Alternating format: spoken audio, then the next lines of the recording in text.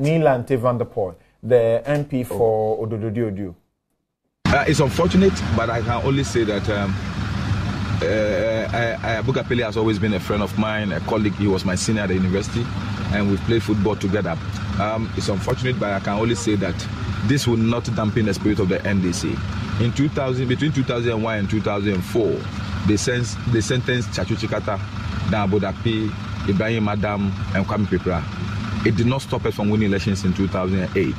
We are going to win the elections and bring Abuga Pele out.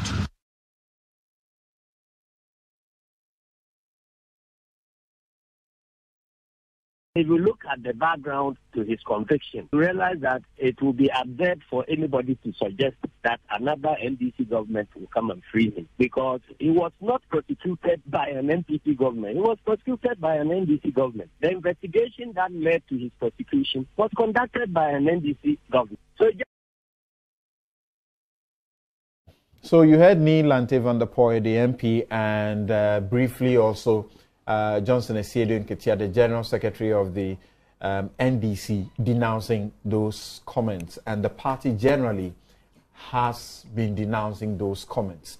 Kwaku, some say this is really very serious, but some say, isn't he talking about the reality within political parties?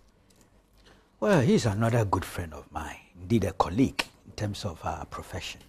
So sometimes so difficult when you are dealing with such issues. But what can I say? He goofed, and goofed badly. Maybe driven. I see it at a rally or some unity, was a unity walk. Yeah, so some energy levels were high up there. Sometimes it's driven by kindergarten enthusiasm. See all sorts of things, thinking we can get away with it. We've forgotten these days the microphones everywhere. The radio stations are everywhere. Nii goofed. Fortunately, he was actually speaking in an interview. Yes, so, yes. And the General Secretary has come to, more or less distance the party, which is healthy, let me be honest. Except that I recall that this same General Secretary was all out giving Jifwa Ativo total support when she made her statements, about MPP will come to office and jail people from the Volta region. If you listen to that logic, what it means is that prosecution is replaced by persecution. And if people suffer persecution, then you can rally your people around and say, let's free him, even if it's through pardon. Okay? Presidential exercise of presidential prerogative for mercy and things. The truth of the matter is that Nii goofed. He ought to do his own personal apology and retraction, in spite of what the party has done. If he doesn't do it, he will carry that credibility problem for a very long time to come. Personal apology and retraction. Adams. Yeah, I listened to the tape, met him a couple of times, and I thought it was quite unfortunate as a member of, a certain member of parliament to, knowing how this, trial traveled, how long it traveled, and the eventual prosecution and their incarceration, and so for him to have come out, we have our parliament intact because we are not living in a banana republic where you just bundle people and throw them into the gallows. We don't have it that way. The other aspect I find unfortunate is I think I did hear him again when he was asked to apologize by a session of the media, and he said he stands by his words, which I think you need to cross-check. I think something like that. I stand to be corrected anyway. And so I thought that was quite unfortunate. He's a fine gentleman. And to say this, I think sometimes our politicians need to be measured in what they say. Okay. Yes. Koko, I forgot about this other aspect of this discussion, where someone who testified in the Abuga Pele and Assibit trial has come forward, and this is a former, you can call him executive of the Gyeeda, saying that from what he knows about all of that has gone on, Abuga Pele and Assibit have been sacrificed. They are bigger fishes. The man who also began the investigation on Manasseh Azore and others, have actually put figures. They say that if certain prosecutions are done, a total of 500 million Ghana cedis will be retrieved. So what has happened is just a tip of the iceberg. Yeah. Last they week, have mentioned specific persons who were also... Yes, last week we went along this line, and I deferred to Manasseh. He did the investigation in terms of the job. So why not? But you see, you gave us a copy of the judgment last week. Right. I've since read it. Based on the facts and the law, what is contained in the judgment, I don't see how Abuga Pele and Assibit could not have been found guilty. If they're concerned about the judgment, there's an appellate system up there. You can go and deal with it. They have gone on appeal. The point is that it's not that they ought to have been acquitted. Yes. They should be found guilty as they have. Yes. But there are others so we are who talking, were all found to have done one wrong or the other in the ministerial investigation report. I agree, 100%. That's the missing link theory. But, you know, so this is a case of selective justice. Exactly, that's what they are making. Right. Yes, who perpetrated a selective justice case? Who did? So maybe if there's huge amount of money involved, I believe somebody should petition the office of the special prosecutor to take another look. Okay. Or the Attorney General on her own could still take another look. Okay. Yes, on that one in a minute, what will you say about for it? me, I think that if indeed they are big fishes, I have read, maybe I'll get the judgment from you and try and read it. But from where I sit, I would say that if they are big fishes, as some of us have read from Manasseh's, his writings. Yeah, because he says that some of the people who were found to have done wrong went to pay back monies. I think they paid, the state was able to take a total of about 60 million from them voluntarily or so. But what is outstanding, which you can find is a criminal act, we have about 500 million. Yeah, so if these monies are, if there's evidence that they are big fishes, I think that we should have a system where there is fairness in, administration of justice in this country, so that there will be small fishes and big fishes. Everybody should be brought onto one table, investigated, if found guilty, prosecuted according to law. And so, I mean, that would be what I think should be done. And I hope that the special prosecutor, the Attorney General's department, and all the people involved will bring all these people, subpoena them, invite them, investigate them, so that we don't have just these two people probably suffering the brunt of, what someone would say that the small fishes. Henry, what do you say about that? Well, of course, the NPP administration or party promised that it was going to make a lot of savings from corruption, related issues, and that a lot of money could be gotten out of these situations. So there's expectation that a lot will happen to retrieve monies. Well, let's wait and see how the special prosecutor goes about it. Well, but my good brother, a senior colleague, member of parliament, I think that his statement for me has a lot of several dimensions. First of all, let's put it on record that it is his own party that sacrificed him and others. But again, the NDC has been noted for having stalled a lot of cases to the extent that they could not even pronounce judgment. So then again, his statement again goes to question the competence and capacities or capabilities of our judges. Because the Abuga Pele & Co. have gone through what we call due process until such time that they were convicted. So to make such a statement in this democratic environment is very dangerous for us. Now, the interesting part here is Abuga Pele kept mentioning names through his solicitor. Yeah. Why have those names been shielded? Exactly. And that is why I want to borrow my very painful thing to leave them. Selective justice. It is in this vein that I rather invite Ghanaians to support the NPP administration so that we can delve into this issue properly.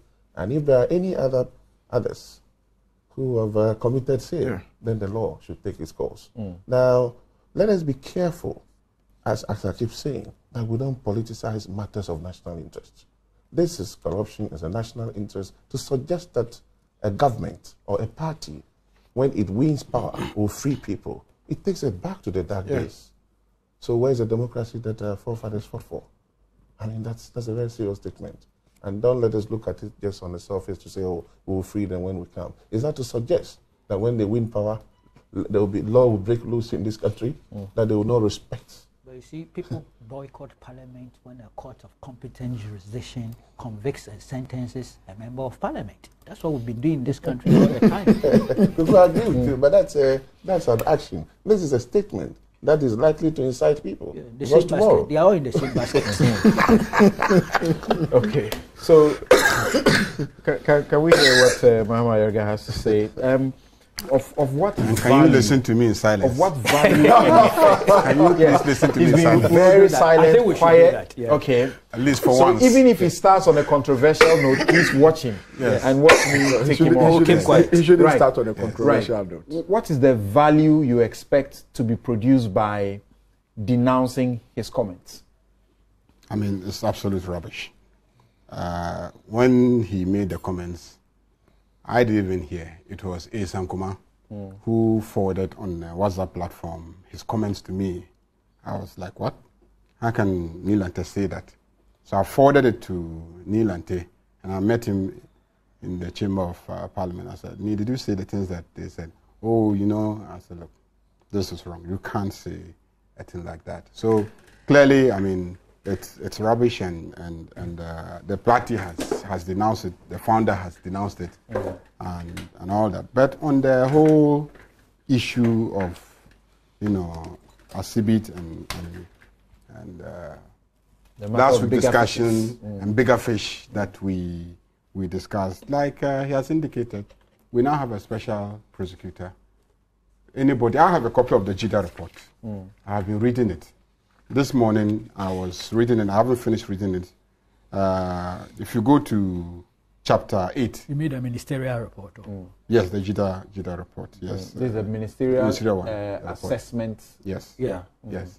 And you go to chapter 8, and it says, NYEP began without a legal framework setting out its mandate, structure, source of funds, and other relevant government indices.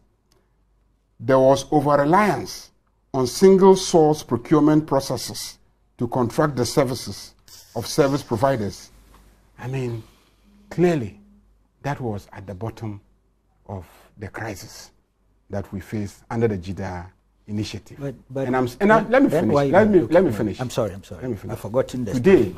Today, we have initiatives totaling close to 7 billion. And those initiatives are going to be managed under arrangements that are similar to how Gyeeda started.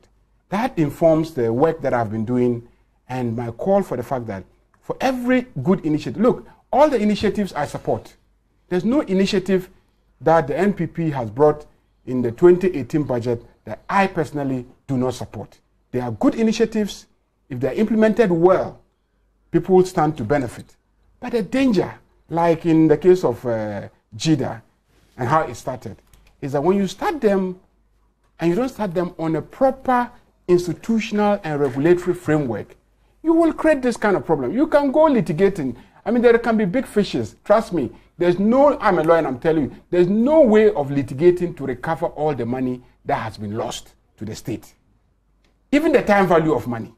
Yeah. Trust me. The opportunity cost. Yeah. There are many people who have died in hospitals because the money that could have gone to the hospital to service the hospital to enable the doctors to save those lives. I agree. Can you go and then bring them, exhume them from their bodies? You're right. It's like the way you make cash. Yes, like the way you make cash. Any other money.